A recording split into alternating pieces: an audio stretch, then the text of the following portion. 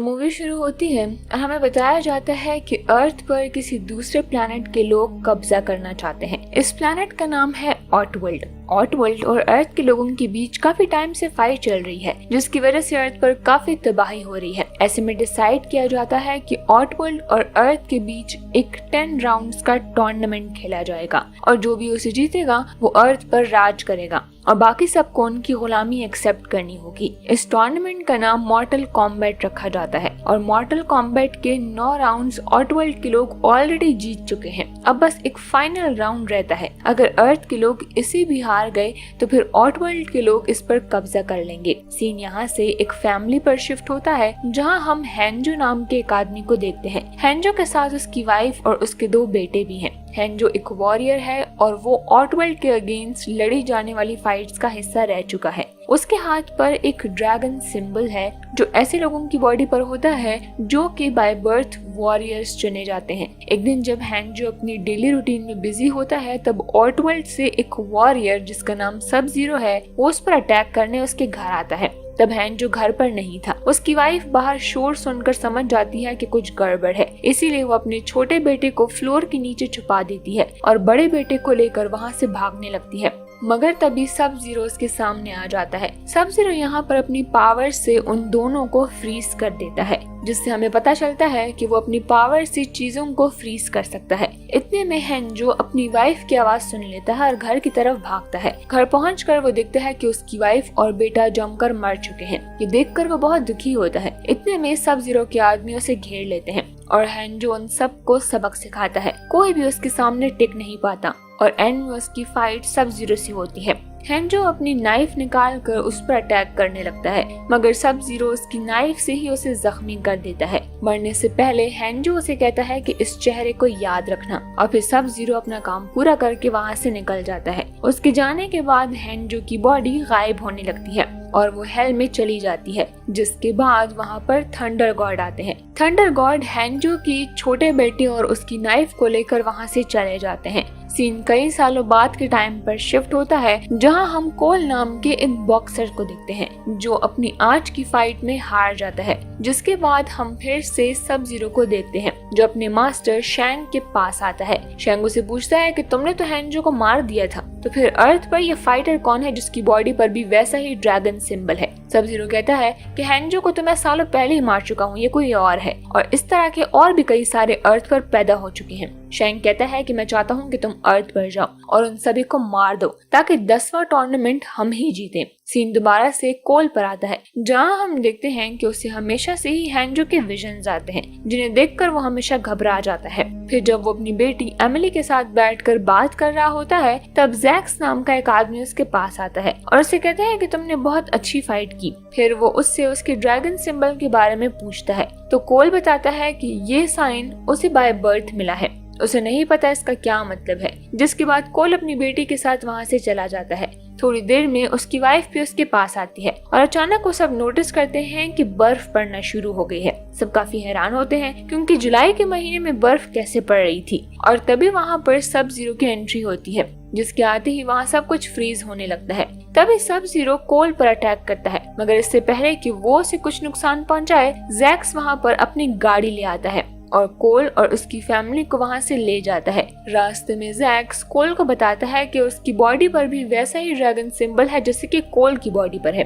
तभी उनके सामने सब जीरो आता है। जैक्स कोल को एक एड्रेस देता है और कहता है कि तुम मेरी कार लेकर यहाँ से निकल जाओ, तब तक मैं इसे डिस्ट्रैक्ट करता हूँ। और कोल ऐसा ही करता है, जिसके बाद सब जीरो और जैक्स में फाइट होती है। जैक्स अपनी गन से सब जीरो पर फायर करता है, मगर उससे पहले ही सब जीरो उसकी गन को फ्रीज कर देता है, जिसके बाद वो उसके हाथों को भी फ्रीज करके ब्लास्ट कर देता है और इस तरह उसकी मौत हो जाती है। वहीं दूसरी तरफ कोल जैक्स के दिए गए एड्रेस पर पहुंच जाता है, जहां उसकी मुलाकात जैक्स की फ्रेंड सोनिया से होती है। सोनिया उसे बताती है कि वो और जैक्स आर्मी में साथ थे। उन्हें मिशन दिया गया था ऐसे लोगों को ढूंढने का जिनकी बॉडी पर ये ड्रैगन सिंबल हो। सोनिया कहती है कि तुम्हारी बॉडी पर भी ड्रैगन सिंबल है, तुम भी चुने गए हो मॉर्टल कॉम्बैट के लिए। तो कोल हंसकर कहता है कि तुम मजाक कर रही हो। सोनिया कहती है कि नहीं। तब कोल को घर पर किसी की आवाज आती है। वो वहाँ देखने जाता है तो उसे एक आदमी बंधा हुआ दिखता है। कोल उसके करीब जाकर पूछता है कि ये कौन है, तो सोनिया कहती है कि इससे दूर ही रहो, ये काटता भी है।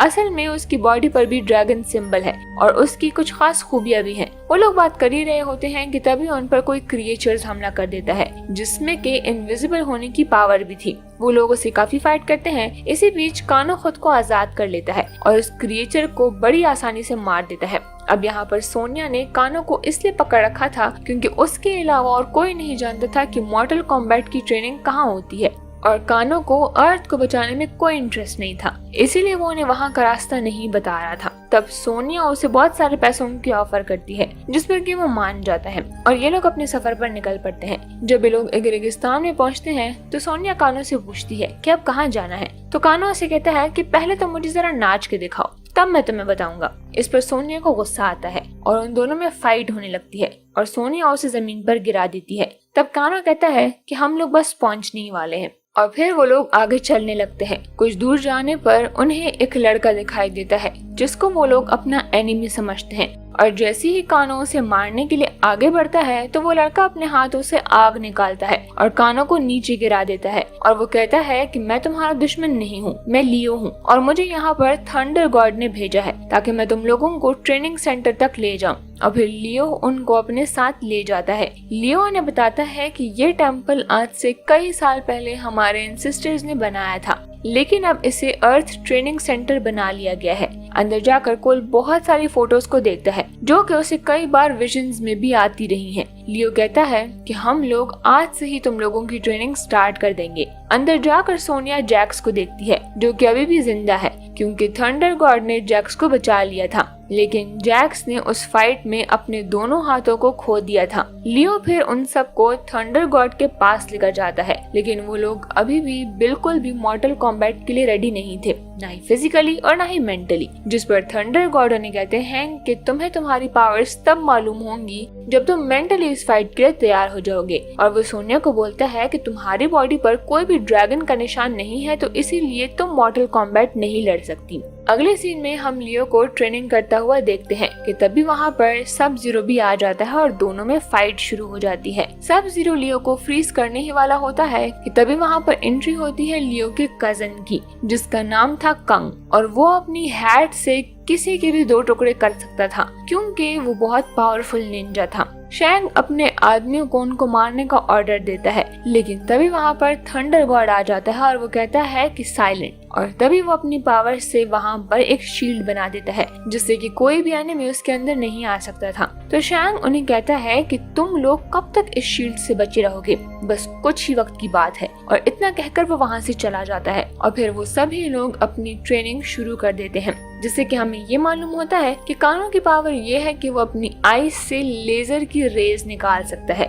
लियो अपने हाथ से आग और कंग अपनी हैट से किसी के भी 2 टुकड़े कर सकता है, लेकिन अभी तक कोल की पावर सामने नहीं आई थी। तो थंडर गॉड उसे कहते हैं कि क्या तुम जानते हो कि तुम कौन हो? तो वो उसे बोलता है कि तुम एक ऐसे पावरफुल निंजा के बेटे हो जो कि अपनी नाइफ से सभी को एक साथ धूल चटा देता था जिसका नाम था हैंजो। लेकिन कोल उनकी बातों पर गौर नहीं करता और हार मानकर अपने घर वापस चला जाता है। दूसरी तरफ हम देखते हैं कि शैंग ने अपनी एक सोल्जर को उस टेम्पल में भेजा है जिसका नाम कबाल है। कबाल कानो को कहता है कि तुम हमारी टीम में आ जाओ, मैं तुम्हें बहुत सारे पैसे दूंगा और पावर भी होगी तुम्हारे पास। तो इतनी बड़ी ऑफर से कानो खुद को रोक नहीं पाता और वो ऑटवर्ल्ड के लोगों के साथ हाथ मिला लेता है और वो शील्ड को भी तोड़ देता है जो कि थंडर गॉड ने बनाई थी। प्रोटेक्शन शील्ड के हटने से शैंग दोबारा से उस टेम्पल में आ जाता है जिससे उनमें एक बहुत ही बड़ी फाइट शुरू हो जाती है।